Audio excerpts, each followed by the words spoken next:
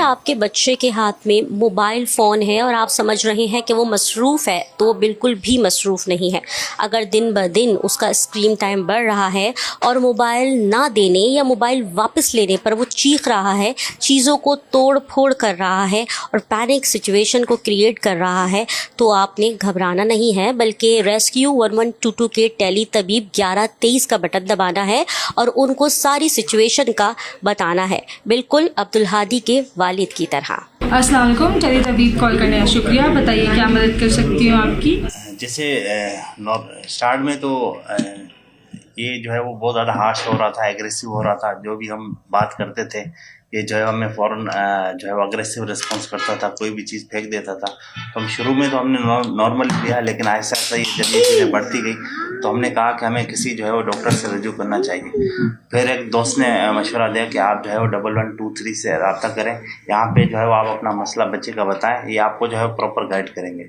फिर जो है वो मैंने कॉल की 1123 पे और जो है वो अब्दुल हादी से रिलेटेड जो इशू है, हमें जो इशू फेज़ आया वो हमने डिटेल से बताया कि बच्चा बहुत ज़्यादा अग्रेसिव है। अग्रेसिव इस सेंस में कि कोई भी अगर बच्चा चीज़ लेता है, हम उससे लेते हैं तो वो ज़्यादा जो है वो अग्रेशन शो करता है। कोई भी चीज़ फेंक देता है या अपने आप को ज़मीन पे फेंक देता है, दीवार सर पे मारना, और जो है वो कोई भी चीज़ जो है वो फेंक के मार देगा और घंटों घंटों रोता रहेगा। और इससे जो है वो मोबाइल का इस्तेमाल भी इसने बहुत ज़्यादा कर लिया था, 2-2 3-3 घंटे, इवन रात में भी इसका प्रॉपर ना सोना, 3 घंटे 4 घंटे रात में भी जो है इसका मोबाइल यूज़ करना। तो हमने कहा कि ये सारी डिटेल्स हमने 1123 पे बताई। उन्होंने हमें जो है वो मशवरे दिए कि जो है वो कुछ काउंसलिंग की, मेरी काउंसलिंग की, वाइफ की काउंसलिंग की कि बच्चे को आप जो है ये स्टेप्स मोबाइल से ऐसा दूर करें। दूध जो पीता था बोतल में ज़्यादा, बोतल में उन्होंने कहा कि आप जो है ना इस बोतल को कम करें, खाने पे जो है वो ज़्यादा जो है वो उसकी तवज्जो दिलाएं, फिज़िकल एक्टिविटी को बढ़ाएं, जैसे ग्राउंड पे लेके जाना, जैसे हम पहले बहुत कम करते थे।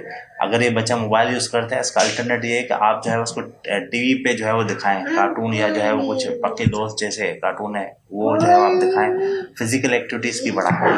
तो मुसलसल काउंसलिंग के बाद, मुसलसल फॉलोअप्स के बाद जो है वो 2 महीने पहले गालिबन हमने रब्ता किया था, तो अल्हम्दुलिल्लाह इम्प्रूवमेंट आ रही है।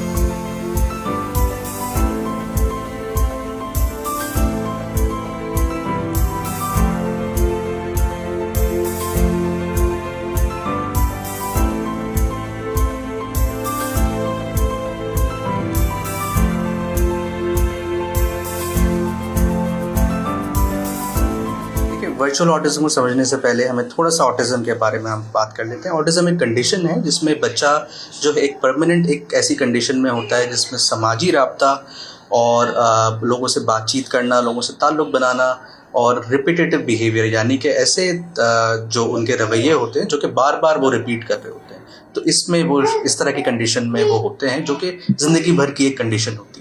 लेकिन जो वर्चुअल ऑटिज्म है ये एक नया कॉन्सेप्ट है। हम कह सकते हैं कि आफ्टर कोविड इस कंडीशन में इजाफा हुआ है। इसमें फ़र्क ये है कि ये कंडीशन ज़्यादातर जो हमारे माहौलियाती तब्दीली है, माहौलियाती तब्दीली से मुराद के हमारे जो पेरेंट्स, हमारे लाइफस्टाइल और हमारे जो तौर तरीका है बच्चों के साथ रवैया रखने का, उसमें तब्दीली आई है। मिसाल के तौर पे टेक्नोलॉजी की जैसे हमारी फरावानी है, यहाँ पर अवेलेबिलिटी है, हर बच्चे के पास मोबाइल फ़ोन है और हर एक्टिविटी के अंदर उस मोबाइल का या उस स्क्रीन टाइम इंक्रीज़ हो गया है। इस स्क्रीन टाइम के इंक्रीज़ होने की वजह से जो इंसान के साथ जो ताल्लुक़ होता है बच्चे का, ख़ास तौर पे माँ बाप के साथ ताल्लुक़ है या अपने आस पड़ोस के बच्चों के साथ ताल्लुक़ है, उनके कज़न्स के साथ ताल्लुक़ है, वो कम होता है। और जब वो ताल्लुक़ कम होता है तो बच्चों के अंदर बोलने की सलाहियत, समझने की सलाहियत और समाजी ये कहने के तौर तरीक़ों को समझना उनके लिए मुश्किल होता है। जैसे आपको पता है कि हमारी 1123 एक नॉन एमरजेंसी हेल्पलाइन है जहाँ पर डॉक्टर्स और माहिर नफ्सियात यहाँ पर 24 घंटे मौजूद होते हैं। तो इसी तरह की कॉल हमें ये कह लें कि 2 से 3 महीने पहले अराउंड हमारे पास एक कॉल आई थी जहाँ पर जो उनके पेरेंट्स थे उन्होंने ये शिकायत की कि उनका बच्चा जो है वो उनकी बात नहीं मानता, वो गुस्सा करता है, बोलने में थोड़ा कमज़ोर है, बातचीत करना उनके लिए थोड़ा मुश्किल होता है बच्चे के लिए, तो उस पर वो काफ़ी कंसर्न थे।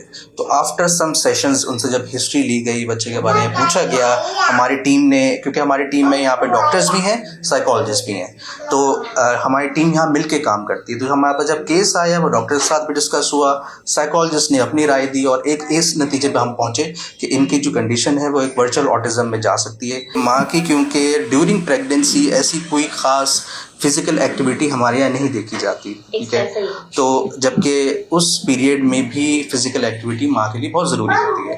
तो जब माँ फिज़िकली एक्टिव होती है और वो आफ्टर प्रेगनेंसी, आफ्टर जो बच्चे के बाद जब वो अपनी एक्टिविटी जारी रखती है तो बच्चा भी उस तरह एक्टिव रहता है। सबसे पहले आपको अपना जो मोबाइल का टाइम है ना वो कम करना है। बच्चे के ऊपर फोकस करने से पहले आपको पहले अपनी लाइफस्टाइल में मोबाइल का यूज़ कम करना है। मोबाइल की जो टाइमिंग है, आजकल ऐसी एप्लीकेशंस भी हैं, ऐसे तौर तरीके भी हैं कि मोबाइल का जो यूज़ है उसको कम किया जा सकता है, ठीक है। आप दिन में 1 घंटा रखें और वक्फे पे रखें, तो आहिस्ता आहिस्ता करके ग्रेजुअली पहले उसको कम किया जाए और फिर हम दूसरी एक्टिविटीज़ में इन्वॉल्व करें, जैसे कि बच्चे के साथ कहानी सुनाना, उनसे बात करना, उनसे दिन के बारे में पूछना। लेकिन ये आप जब भी कर पाएंगे जब आप खुद मोबाइल पे नहीं होंगे।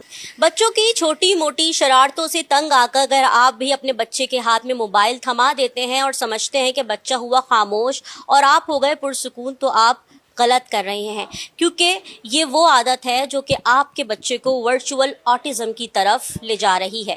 कैमरामैन मोहम्मद जुनेद के साथ सुमैया खुर्शीद, न्यू प्लस, कराची।